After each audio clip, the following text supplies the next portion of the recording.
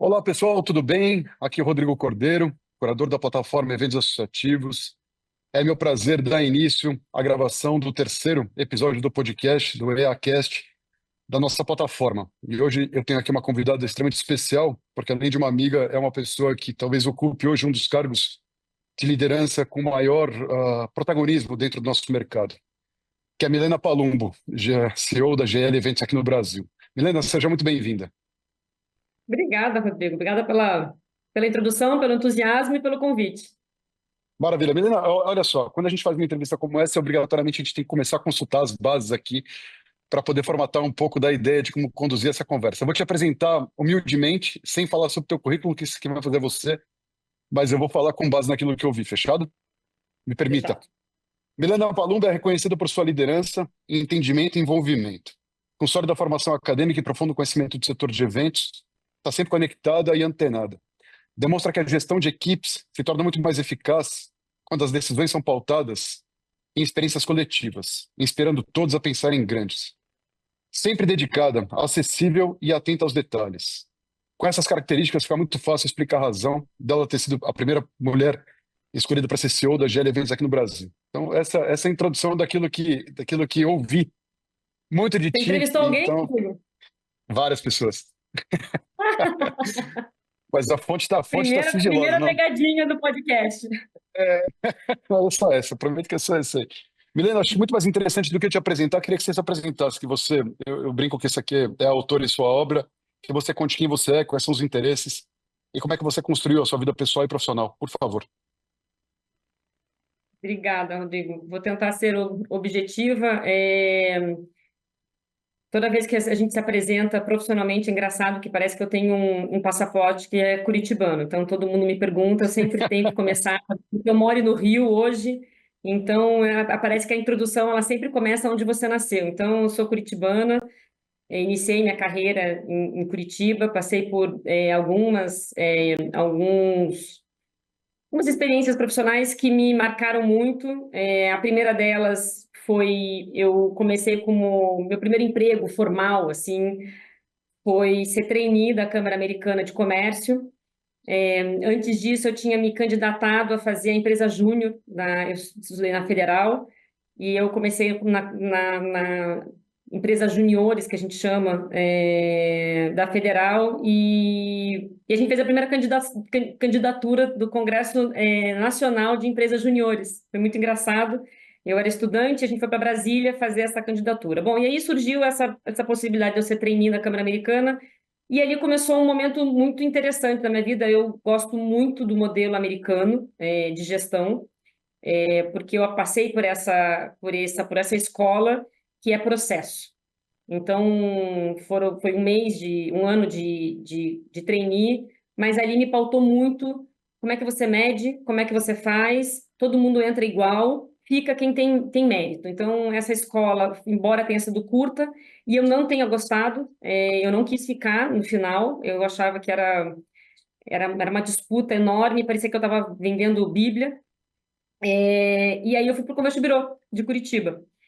Eu tive uma experiência também não muito grande no Convento Birô de Curitiba. Era recém-criado, na verdade, a instituição, então isso foi muito legal, porque eu consegui participar desse momento, e logo em seguida estavam construindo o centro de convenções. Na verdade, o Grupo Boticário decidiu comprar um shopping no centro de Curitiba e dele transformar um único e maior centro de convenções da cidade, e eu fui na época do projeto. Eu brincava que meu cargo era assistente de consultoria, porque eram várias consultorias, e eu ficava o dia inteiro prestando informação e assistindo, perguntando: o que você faz lá? Eu falei: não tem um cargo, assim, não tem uma função, eu fico ajudando as mil e uma consultorias que o Miguel Kriegs, na época, que era né, o fundador e era o presidente do Boticário, e desde consultoria de impacto de é, ISS, que eu nem sabia como é que funcionava. Então, também foi uma É. escola. Eu inaugurei o equipamento em 2004, fiquei lá por 6 anos, até a GL assumir. Outra escola que eu tenho é o próprio Boticário, porque a gente era funcionário do Boticário, então, assim, a gente seguia a governança Boticário, os processos orçamentários eram feitos dentro da plataforma, as reuniões de gestão eram todas feitas pela equipe do Boticário. Então, ali eu aprendi, o que eu aprendi como trainee de processo, no Boticário eu aprendi como governança. E aí a GL assumiu o equipamento e eu, logo 8 meses depois, me transferiram para o Rio, que foi uma jornada bem mais complexa, porque eu fui assumir uma função que eu nunca tinha feito na vida.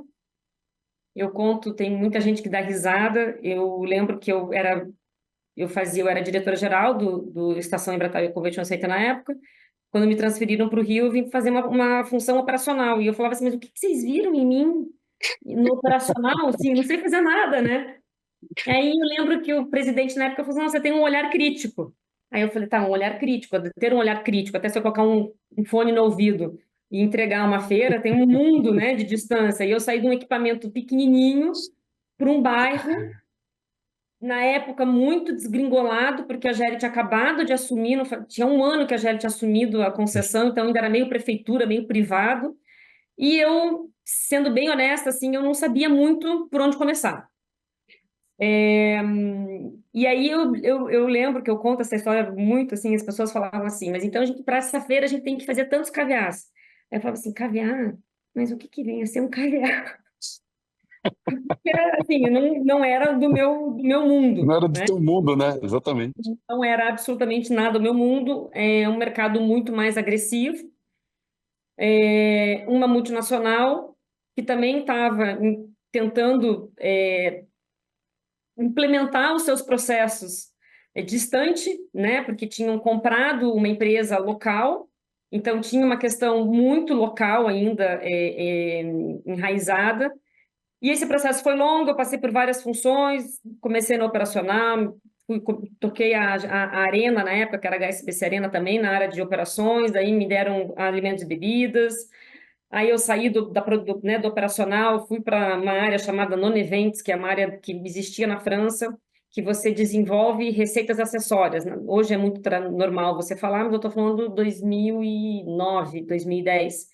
Então, essa área de non-events foi uma área também para mim muito papel em branco. Eu vendia desde patrocínio dos camarotes, né, da HSBC Arena, até locação de espaços que não fossem para eventos. Então, tudo que viesse, né, na esteira da feira, que não fosse propriamente o metro quadrado, era eu que fazia. Bom, assumi a direção do Rio Centro, passei por vários eventos complexos, como a Rio+20, a Copa, em que a gente foi a sede do broadcast da Copa, enfim, até a decisão de construir um hotel,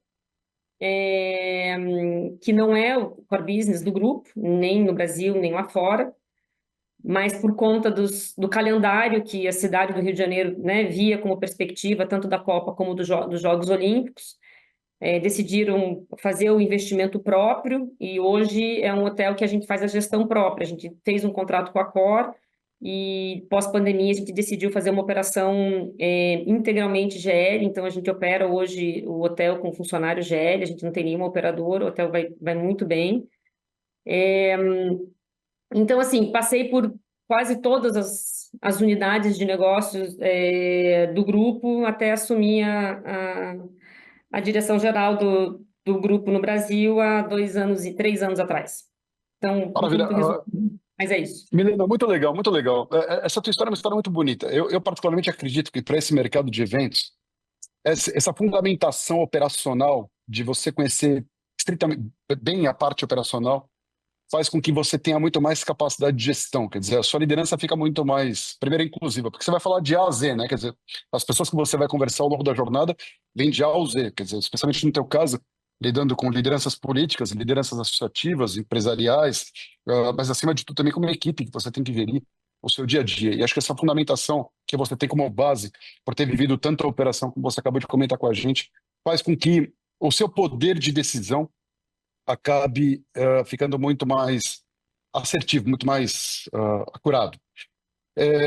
Numa entrevista que eu assisti tua, você fala sobre essa relação da maturidade com as decisões. Se você tivesse que tomar as decisões que você tomou no passado, que isso teria, que na maturidade acabou fazendo com que você decidisse, enxergasse um pouco mais de longe a forma com que você decidia, algumas mudanças e tudo mais. Conta um pouco para a gente como você acha que essa fundamentação operacional é realmente uma coisa importante para essas melhores decisões. Quanto mais perto você está perto do seu time, quanto mais você sabe aquilo que o seu time tem que fazer e o tempo que isso leva, quanto mais você consegue ter uma liderança muito mais efetiva a partir do momento que você domina esse processo como um todo. O quanto isso formou a Milena de hoje? Eu acho que você conhecer profundamente a operação e toda a cadeia, o que você disse, ela é fundamental, mas quando você sobe, você tem que tomar um cuidado para que isso também não seja é, uma deficiência, o que pode ser algo que te dê essa velocidade de decisão, mas que ela também não te limite, porque você acaba entrando no detalhe. Então, eu resumiria dizendo que a minha capacidade atual de entendimento do business, ela veio fundamentalmente dessa minha experiência de... Eu estou 17 anos no grupo, talvez meus primeiros 8 foram áreas operacionais complexas, grandes e diferentes. Ela me deu, resumindo assim, eu colocaria, ela me deu legitimidade e respeito, porque eu entendo. Então, quando eu começo uma discussão, é uma discussão em que não nasce do zero, você não tem que explicar ou ensinar o seu chefe, né? Então, acho que esse é o primeiro ponto. Então, ela me trouxe muita legitimidade, ela me trouxe a velocidade na análise das coisas, obviamente, e uma coisa que eu falo que e ninguém gosta, nenhum ser humano, eu detesto ser passada para trás com pessoas que querem fazer ou mais fácil ou mais caro. Então, isso também me dá a possibilidade de saber que, assim, me passar para trás ou vai ter que ter ou um assunto que eu não conheça, né, mas o que é muito difícil nesse espectro. Então, eu acho que me deu essas três questões, assim, a legitimidade, a velocidade na decisão e essa percepção de que tem alguma coisa errada ou não em relação a algumas decisões que podem não ser tão éticas ou não tão assertivas do ponto de vista financeiro. Então, acho que são esses três pontos fundamentais, mas, de novo, Excelente. sempre com um ponto de atenção para que isso não te torne muito operacional e pouca estratégica. Se você consegue dosar, porque a gente é sempre dragado pelo operacional. E eu brinco, eu falei, gente, eu sou abduzida pelo operacional, porque ele é mais imediato, né? Normalmente ele é urgente, né? E ele é fácil de você decidir, porque é sim ou não, quais são as opções. O estratégico não, o estratégico te toma muito mais tempo, tem muito mais peças, né, no tabuleiro para você. Então, tem que tomar um cuidado, às vezes, de você conhecer muito, de você também não mergulhar muito. Então, é meio Perfeito, perfeito. contraditório. E somado a isso, né, Milena, acho que tem outro fato que é o seguinte, que quando você também parte de muitas verdades, você fica muito propenso a ouvir os outros, quer dizer, então a sua liderança fica uma liderança muito mais impositiva, justamente pelo conhecimento adquirido, do que aquela liderança onde você escuta todo mundo. Tudo que eu vi a respeito de ti, nas entrevistas que fiz prévias a esse podcast, foram justamente o contrário, que você realmente tem uma forma de liderar e de perguntar para as pessoas é, coisas que os fazem pensar melhor. Eles pensam melhor com as suas perguntas, o que faz com que eles consigam decidir de maneira muito mais assertiva a partir desse momento, porque a sua pergunta é uma pergunta de um altíssimo nível, feita de uma forma elegante, como você sempre se Troca, né? comportou. Você consegue ter troca. Exatamente, Legal quando você exatamente, é consegue ter justamente sobre isso. troca. É, Isso, exatamente. é legal quando você Esse é o consegue ter ponto. troca. Esse é o ponto. Eu acho Mas vamos que lá. se eu sento no gerente geral do hotel, eu consigo ter uma troca, porque eu tive, Isso. né, eu construí o hotel, eu tive na operação. É óbvio que eu não conheço todos os business perfeitamente, óbvio, né? Mas o fato de você ter uma troca, ela é sempre construtiva, porque ou você desafia, Claro. ou você consegue convencer o outro. Quando você consegue me convencer, eu também, então tem a satisfação dos dois lados, né? De ter a troca ou de conseguir E todo mundo o cresce. convencimento. E todo mundo cresce. Essa é a maior vantagem. Milena, deixa eu fazer uma pergunta assim. Essa plataforma é sobre eventos associativos no primeiro momento, apesar dela ter um horizonte um pouco mais geral. Você, Milena, eu tô falando da Milena agora, você participa ativamente de algumas associações do setor. Queria saber o seguinte, como é que você escolhe as entidades que você vai atuar? E qual a importância que elas têm para o mercado, na tua opinião? Vou começar a resposta sempre com a pandemia. Eu acho que a pandemia virou um pouco a chave da importância das associações, das entidades. Ela mostrou dramaticamente o quanto é importante a gente ter associações fortes e, principalmente, com pautas determinadas. Eu acho que existem associações que estão que são, no seu conceito, para gerar mais benefício e integração aos associados, seja por comunicação, por atualização, por benchmark, esse é um conceito. E eu acho que o outro conceito é quais são as pautas políticas que a gente precisa estar sempre encabeçando, discutindo e encaminhando. Isso eu acho que a pandemia trouxe de uma forma um pouco mais latente, mostrando que a gente não tem pauta política como associação. A gente faz parte de muitas associações, mas no final, o que impacta efetivamente o nosso business é o que está sendo discutido no Congresso, né? Seja imposto, seja legislação, seja meia entrada, a gente que transita desde o entretenimento à prestação de serviço, né? Então a gente tem a Live, a GL Live, que é a montadora, que talvez seja o maior business nosso lá fora e o segundo maior business nosso aqui no Brasil, é altamente impactada ou por legislação trabalhista, ou por cascata de imposto, né? Porque você subcontrata, você. Então, ter essas pautas definidas, para mim, eu acho que elas foram a grande questão hoje do associativismo. Quando a gente tem isso claro e a gente consegue traçar do ponto A ao ponto B mais fácil, porque a gente tem um problema muito sério das associações, que a gente fica muito aqui no meio do caminho ainda. Então, como a gente conseguiu, porque tinha deadlines e tinham questões urgentes, assim, a gente conseguiu do ponto A ao ponto B de uma forma um pouco mais rápida. Então, hoje eu colocaria que o associativismo ele é fundamental, desde que as pautas políticas estejam bem claras, bem discutidas e bem encabeçadas no Congresso. Maravilha, maravilha. Como é que você escolhe aquelas que você vai atuar? Qual é o critério que você usa para isso? São aquelas que te entregam justamente aquilo que você acabou de dizer? Esse é o critério? Beleza. Exatamente. Show de bola. Maravilha. Você falou sobre pandemia. Fica à Sim, vontade. e do outro lado, eu acho que a qualidade do grupo, né, que está participando com relação à troca. Eu acho que tem muita associação que você acaba dando mais do que recebendo, eu acho que faz parte, em determinado ponto, mas eu também acho que tem o outro lado de como é que você também ganha, né, e quanto é que o grupo é qualificado e quanto de troca tem efetiva dentro desse grupo. Maravilha, maravilha. Você falou sobre a pandemia. A pandemia, obviamente, foi um marco para a gente, um momento em que todo o setor, de uma certa maneira, também se repensou. Queria que você contasse, diante dos múltiplos negócios que estão sob sua gestão aí na GL, quais são as principais mudanças que você enxerga no mercado de congressos e feiras de negócio pré e pós-pandemia?